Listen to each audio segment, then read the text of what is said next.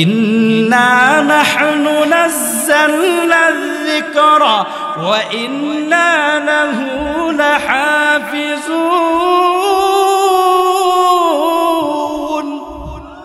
আমার আল্লাহ পাক রব্বুল আলামিন জানা দেয়, নিশ্চয় আমি আল্লাহ তাআলা কোরআন নাজিল করেছি, আর এই কোরআন হেফাজতের জিম্মাদার আমি আল্লাহ তাআলা নিজ কুদরতি হাতে গ্রহণ করলাম। সুবহানাল্লাহ, জোরে বলি মারহাবা, নারায়ে তাকবীর।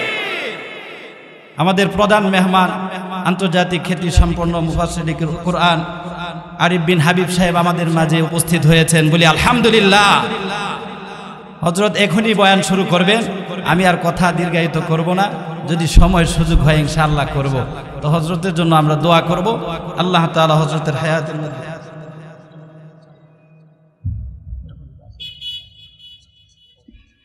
আচ্ছা, হযরত অনুরোধ করছে, বলছে যে হুজুর যেহেতু আসলে হুজুর খুব টাইম মেনটেন করে, আমরা যতটুকু জানি, তো হুজুর 8টায় বসবে বলছেন, এজন্য আমাকে হুজুর এজাজত দিয়েছেন যে আপনি 8টা পর্যন্ত করেন, বলি আলহামদুলিল্লাহ।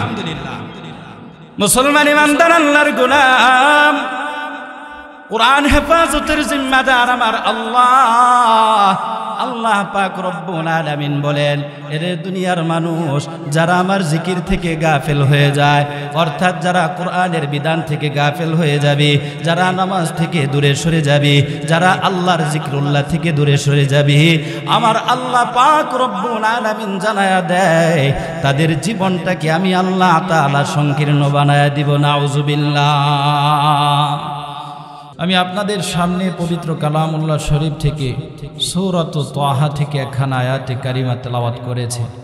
আল্লাহ পাক রব্বুল ইজ্জত ওয়াল জালাল যদি তৌফিক দান করেন, এই আয়াতের আলোকে অল্প কিছু কথা আপনাদের সামনে পেশ করার চেষ্টা করব।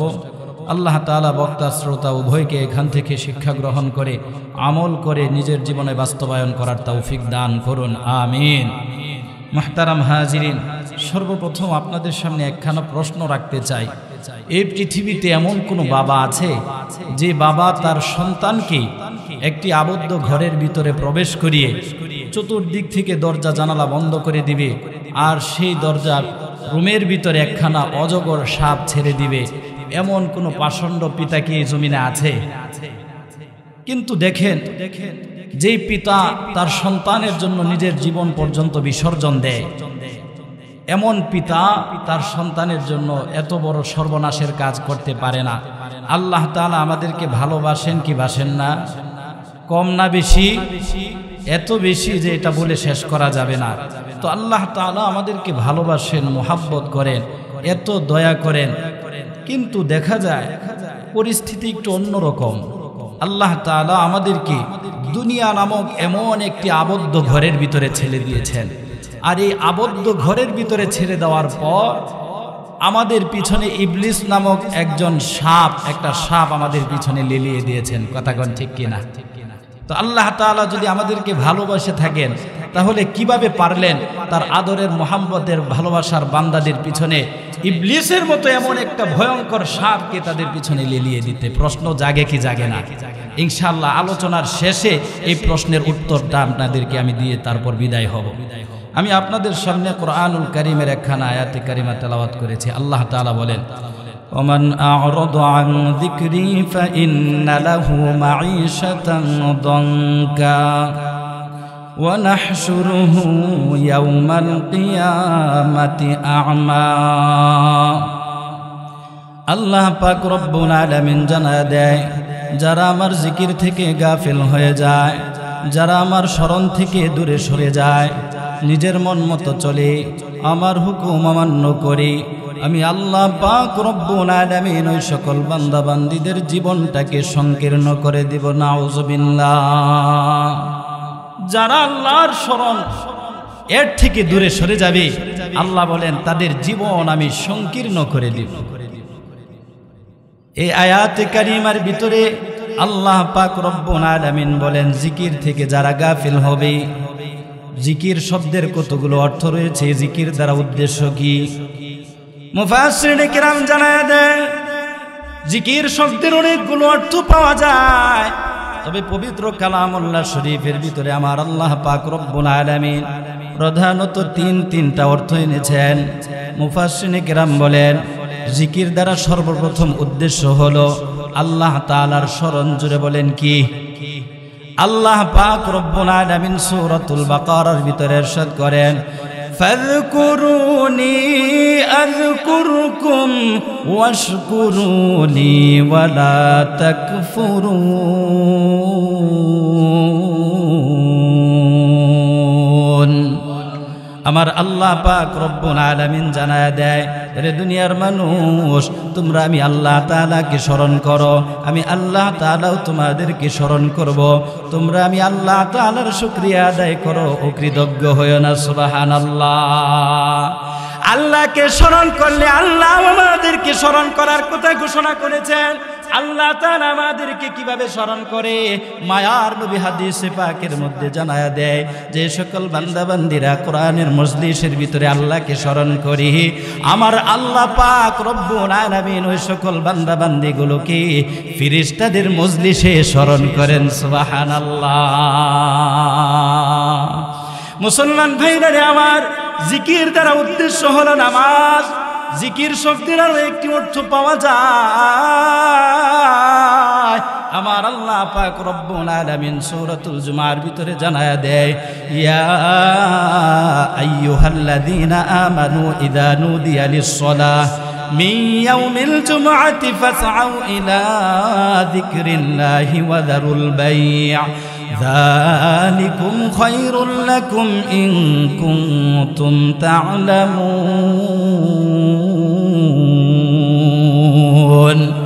আমার আল্লাহ পাক রব্বুল আলামিন বলেন, হে ঈমানদারগণ, যখন তোমাদেরকে নামাজের জন্য আহ্বান করা হয়, জুমার দিন মুয়াজ্জিন সাহেব মসজিদের মাইকের ভিতরে অ্যালার্ম দিয়া দেয়, তোমাদেরকে যখন আমার জিকিরের দিকে আহ্বান করে, ফাসআউ ইলা যিকরিল্লাহ, তখন তোমরা ছুটে আসবা, জুমার নামাজ আদায় করার জন্য তোমরা ছুটে আসবা।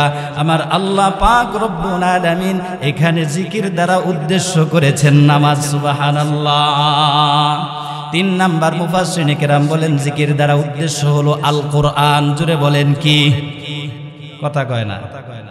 জিকির দ্বারা উদ্দেশ্য হলো আল কোরআন। আল্লাহ তাআলা বলেন, ইন্না নাহনু নাযালনা যিকরা ওয়া ইন্না লাহু লাহাফিজুন।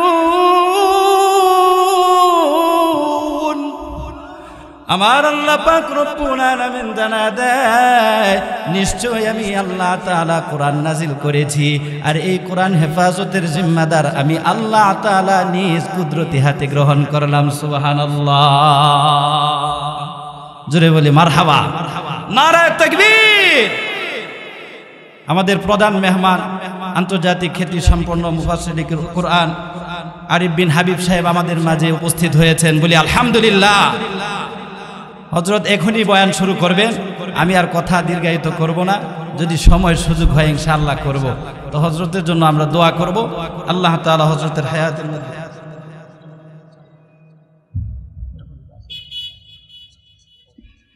আচ্ছা, হযরত অনুরোধ করছে, বলছে যে হুজুর যেহেতু আসলে হুজুর খুব টাইম মেনটেন করে, আমরা যতটুকু জানি, তো হুজুর 8টায় বসবে বলছেন, এজন্য আমাকে হুজুর এজাজত দিয়েছেন যে আপনি 8টা পর্যন্ত করেন। বলি আলহামদুলিল্লাহ। মুসলমান ইমানদার আল্লাহর গোলাম, কোরআন হেফাজতের জিম্মাদার আমার আল্লাহ। আল্লাহ পাক রব্বুল আলামিন বলেন, এরে দুনিয়ার মানুষ, যারা আমার জিকির থেকে গাফেল হয়ে যায়, অর্থাৎ যারা কোরআনের বিধান থেকে গাফেল হয়ে যাবে, যারা নামাজ থেকে দূরে সরে যাবে, যারা আল্লাহর জিকরুল্লাহ থেকে দূরে সরে যাবে, আমার আল্লাহ পাক রব্বুল আলামিন জানায়া দেয় তাদের জীবনটাকে আমি আল্লাহ তাআলা সংকীর্ণ বানায়া দিব। নাউযুবিল্লাহ। এখন আমার আল্লাহ পাক রব্বুল আলামিন যে বলছেন জীবন সংকীর্ণ বানায় দিবে, জীবনটা কেবলমাত্র দুনিয়ার জীবনই আল্লাহ তাআলা সংকীর্ণ বানায় দিবে না, বরঞ্চ আমার আল্লাহ পাক রব্বুল আলামিন কবরের জিন্দেগিটাও বান্দার সংকীর্ণ বানায় দিবে। মায়ার নবী হাদিসের ভিতরে জানায় দেয়, একজন পাপিষ্ঠ বান্দা যখন কবরের ভিতরে ঢুকে যায়, যখন তাকে দাফন করা হয়, ওই পাপিষ্ঠ বান্দাকে কবরের মাটিও সহ্য করতে চায় না। কবরের ডান পাশের মাটি, বাম পাশের মাটি, উপরের মাটি, নিচের মাটি এমন জোরে চাপ দিবে, এক পাজরের হাড় ভেঙে অপর পাজরের ভিতরে ঢুকে যাবে।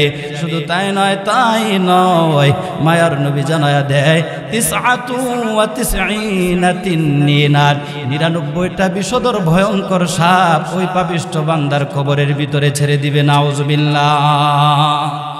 এর মানে যারা আল্লাহর জিকির থেকে কাফির হয়ে যায় রে মুমিন, আমার আল্লাহ পাক রব্বুল আলামিন দুনিয়ার জীবনের পাশাপাশি ওই বান্দার কবরের জিন্দেগিটাও সংকীর্ণ করে দিবে। শুধু তাই নয়, ওই বান্দাটাকে যখন কবর থেকে হাসরের ময়দানে ওঠানো হবে, আমার আল্লাহ তাআলা জানায়া দেয় ওই বান্দাটাকে সুস্থ স্বাভাবিক অবস্থায় তোলা হবে না, বরং কি অবস্থায় তোলা হবে? আল্লাহ তাআলা জানায়া দেয় ওয়া নাহশুরুহু ইয়াউমাল কিয়ামাতি আ'মা। আল্লাহ তাআলা বলেন তাকে আমি অন্ধ বানায় উঠাবো। ওই ব্যক্তিটা আল্লাহ তাআলাকে ডেকে ডেকে বলবে, ক্বালা রাব্বি লিমা হাশারতানি আ'মা ওয়া ক্বাদ কুনতু বাসীরা। ওগো আল্লাহ, দুনিয়াতে থাকাকালীন সময়তে আমি চাক্ষুষমান ছিলাম, আমি তো অন্ধ ছিলাম না, আমি তো সব কিছু দেখতে পেতাম, কিন্তু আমাকে আপনি কেন আজকের দিনে অন্ধ বানায় উঠাইলেন? মুফাসসিরিনে কেরাম বলেন আল্লাহ পাক রব্বুল আলামিন ওই বান্দাটাকে প্রথমত অন্ধ বানায় তুলবেন, পরবর্তীতে আবার আল্লাহ তাআলা তাকে চক্ষু দান করবেন। এই বান্দাটা যখন আল্লাহ তাআলার কাছে অভিযোগ করে বলবে, মালিক, দুনিয়াতে থাকতে তো আমি চাক্ষুষমান ছিলাম, আমাকে কেন আপনি অন্ধ বানায় উঠালেন? আল্লাহ তাআলা তখন ডেকে ডেকে জানায়া দিবে, ক্বালা কাযালিকা আতাতকা আয়াতুনা ফানাসিতাহা ওয়া কাযালিকাল ইয়াউমা তুনসা। আমার আল্লাহ পাক রব্বুল আলামিন জানায় দিবে, এর দুনিয়ার মানুষ, তোকে আমি আল্লাহ তাআলা দুনিয়াতে সব নাজদান দান করেছিলাম, দেখার জন্য দুইটা চক্ষু দান করেছিলাম, বুঝার জন্য আকল দান করেছিলাম, ধরার জন্য দুইটা হাত দিয়েছিলাম, চলার জন্য দুইটা পা দিয়েছিলাম, এমনকি আমি আল্লাহ তাআলা আমার রাস্তাগুলো দেখানোর জন্য যুগে যুগে নবী রাসূলগণ প্রেরণ করেছিলাম। নবী রাসূল পাওনায় তো কি হয়েছে? ওয়ারাসাতুল আম্বিয়া উলামায়ে কেরামগণ তোমাদেরকে বুঝিয়েছে, দাওয়াত ও তাবলীগের মুবাল্লিগরা তোমাদের কাছে নামাজের কথা বলেছে, কোরআনের অনুশাসনের কথা বলেছে, আমার জিক্রুল্লাহর কথা তোমাদেরকে স্মরণ করে দিয়েছে, কিন্তু তোমরা ওই সময় যখন তোমাদের কাছে আমার কোরআনের বাণীগুলো পৌঁছে দিত, এক কান দিয়ে ঢুকাইতা, অপর কান দিয়ে বের করে দিতা, কখনো তোমরা ভূক্ষেপ করতা না, এমনকি তোমরা তো দেখেও না দেখার বান করতা। আমার আল্লাহ পাক রব্বুল আলামিন জানায় দিবে, এর দুনিয়ার মানুষ, তোমরা যেহেতু কালকে কিয়ামতের ময়দানে ওই যে দুনিয়ার জীবনে দেখেও যেমনি ভাবে না দেখার বান করেছিলা, আজকের এই কঠিন মুসিবতের দিনে আমি আল্লাহ তোমাদেরকে দেখেও না দেখার বান করলাম, তোমাদেরকে ভুলে গেলাম। নাউজুবিল্লাহ। হাসরের ময়দানে আমার আল্লাহ যদি আপনাকে আমাকে ভুলে যায় কি উপায় হবে গো? এই জন্য মুসলমান ভাইরারে আমার, আল্লাহর স্মরণের দিকে ফিরে আসার দরকার আছে না নাই? আমার আল্লাহ পাক রব্বুল আলামিন ভিন্ন আয়াতের মধ্যে জানায়া দেয়, মান আমিলা সালিহাম মিন যাকারিন আও উনসা ওয়া হুয়া মুমিনুন ফালানুহয়িয়ান্নাহু হায়াতান তাইয়্যিবা। আল্লাহ তাআলা জানায়া দেয়, যারা নেক আমল করবে, আমি আল্লাহ তাআলার প্রতি ঈমান আনয়ন করবে, আমি আল্লাহ তাআলা ওই বান্দাটার টাকা পয়সা কম থাকতে পারে, সামাজিক মর্যাদা কম থাকতে পারে, প্রভাব প্রতিপত্তি কম থাকতে পারে, দামি দামি গাড়ি বাড়ি অট্টালিকা নাও থাকতে পারে রে মুমিন, আল্লাহ তাআলা বলে ফালানুহয়িয়ান্নাহু হায়াতান তাইয়্যিবা, ওই বান্দাটাকে আমি সুখী স্বাচ্ছন্দ্যময় একটা পবিত্র জীবন দান করে দিব। সুবহানাল্লাহ। সুখী স্বাচ্ছন্দ্যময় জীবন আমরা চাই কি চাই না? যদি সুখী স্বাচ্ছন্দ্যময় জীবন চাই তাহলে গুনাহ থেকে বাঁচার দরকার আছে না নাই? গুনাহ থেকে বাঁচতে হলে নেক আমল করতে হবে। আমরা যে গুনাহ করি, এই যে দুনিয়ার জমিনে আমরা আছি, আমাদের চলাফেরা, কথাবার্তা, কৃষ্টি কালচার দেখলে মনে হয় যেন আমাদেরকে কোনোদিন মরতে হবে না। কথা কোন ঠিক কিনা? আমাদের চলন বলন বলে এটাই মনে হয় আমাদের পৃথিবীটাই মনে হয় শেষ ঠিকানা। আখিরাত বলতে কিছু নাই, জান্নাত জাহান্নাম আল্লাহ রসুল বলতে কিছু নাই। আমাদের চাল চলন এগুলোই প্রকাশ করে। মুসলমান ভাইরা রে আমার, কিন্তু আল্লাহ পাক রব্বুল আলামিন জানায়া দেয় কুল্লু নাফসিন যায়িকাতুল মাউত, প্রত্যেকটা প্রাণশীল প্রাণীকে মৃত্যুর স্বাদ আস্বাদন করতে হবে। আমাদের পয়গম্বর বিশ্ব নবী রহমাতুল লিল আলামিনও জানায়া দেয় এই দুনিয়ার জমিনে কেউ বেঁচে থাকতে পারবে না, সবাইকে একদিন এই দুনিয়ার আলো বাতাস ছেড়ে অন্ধকার কবরে প্রবেশ করতে হবে। এ মুসলমান ভাইরা রে আমার, আল্লাহ পাক রব্বুল আলামিন জানায়া দেয় আইনামা তাকুনু ইউদরিকুমুল মাউত ওয়ালাউ কুনতুম ফি বুরুজিম মুশাইয়াদা, এই জমিনে তোমরা কেউ থাকতে পারবা না। মৃত্যুর হাত থেকে বাঁচার জন্য কেউ যদি মাটির তলেও গিয়ে আশ্রয় গ্রহণ করে, দুর্ভেদ্য কোনো দুর্গের ভিতরেও গিয়ে যদি আত্মগোপন করে, কিংবা কেউ যদি এটা সম্ভব নয় তারপরও আমার আল্লাহ পাক রব্বুল আলামিন বলেন সিঁড়ি লাগায়া কেউ যদি আকাশেও গিয়ে আত্মগোপন করে, মালাকুল মউত আজরাইল তাকে পেয়েই বসবে। কথা কোন ঠিক কিনা? কবি ডাক দিয়া কয় হারে আকেল না হো গাফেল, तुझे दुनिया से जाना है, तुझे ये मुँह अपने रब को दिखाना है। कभी डाक दिया बोलते है বিচক্ষণ, এই দুনিয়া থেকে তোমাকে একদিন বিদায় নিতে হবে, অতএব মৃত্যু থেকে গাফেল হয়ে যেও না, আল্লাহকে ভুলে যেও না। এই চেহারাটা একদিন আল্লাহর সামনে উপস্থিত করতে হবে। কোন মুখে তুমি আল্লাহর সামনে দাঁড়াইবা এই চিন্তা করে করে তুমি দুনিয়াতে চলবা। সুবহানাল্লাহ। মুসলমান ভাইরা রে আমার, কথা অনেক দীর্ঘায়িত, কিন্তু দীর্ঘ করার কোনো সুযোগ নাই। আমি সংক্ষেপে আর দুইটো কথা বলে আপনাদের থেকে বিদায় নেব। এই জমিনে যেমনি ভাবে আমরা শান্তি চাই, কবরের জিন্দেগিতে শান্তি চাই কি চাই না? আখিরাতে আমরা সবাই নাজাত পাই কি চাই কি চাই না? আল্লাহ পাক রব্বুল আলামিন জানায়া দেয় যারা জান্নাতের অধিবাসী হতে চাও তারা দুনিয়াতে থাকাকালীন সময়ে গুনার কাজ ছেড়ে দাও, নেক আমল বেশি বেশি করো। এই দুনিয়াতে থাকাকালীন সময়ে যারা আল্লাহর ভয়ে গুনাহ ছেড়ে দিবে, প্রবৃত্তির অনুসরণ থেকে নিজেকে বিরত রাখবে, আমার আল্লাহ পাক রব্বুল আলামিন তাদের জন্য কি পুরস্কার রেখে দিয়েছেন। আল্লাহ তাআলা সূরাতুন নাজিআতের মধ্যে জানায়া দেয় ওয়া আম্মা মান খাফা মাকামা রাব্বিহি ওয়া নাহান নাফসা আনিল হাওয়া। আল্লাহ পাক রব্বুল আলামিন বলে যারা দুনিয়াতে থেকে আল্লাহকে ভয় করে, আল্লাহর সামনে আমাকে একদিন দাঁড়াতে হবে, এই চিন্তাটা করে নিজের প্রবৃত্তির অনুসরণ থেকে বিরত থাকে, আল্লাহর সামনে আমাকে এই মুখটা নিয়ে উপস্থিত হতে হবে, এই চিন্তায় যারা পেরেশান থাকে, আল্লাহ তাআলা জানায়া দেয় ফাইন্নাল জান্নাতা হিয়াল মাওয়া। আল্লাহু আকবার। আমার আল্লাহ তাআলা জানায়া দেয় রে মুমিন, তারাই হবে জান্নাতের অধিবাসী, তারাই হবে জান্নাতের মালিক। ভিন্ন আয়াতের ভিতরে সূরাতুর রহমানের ভিতরে আল্লাহ তাআলা জানায়া দেয় ওয়ালিমান খাফা মাকামা রাব্বিহি জান্নাতান ফাবিআই আলা'i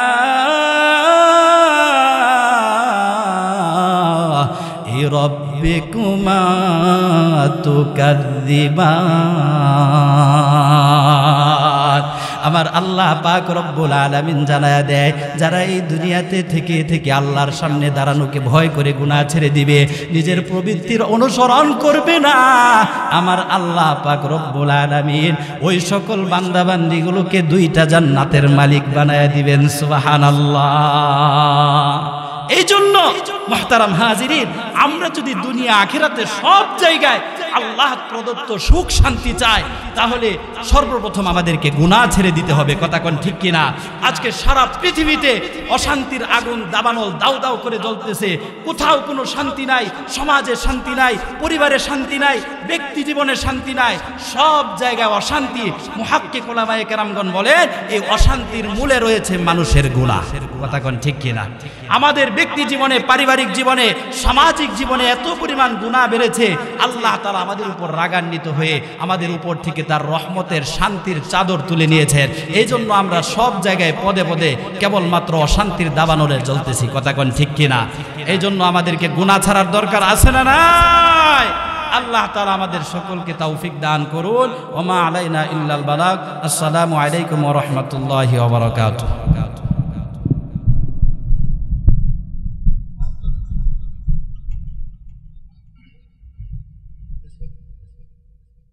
Bismillah.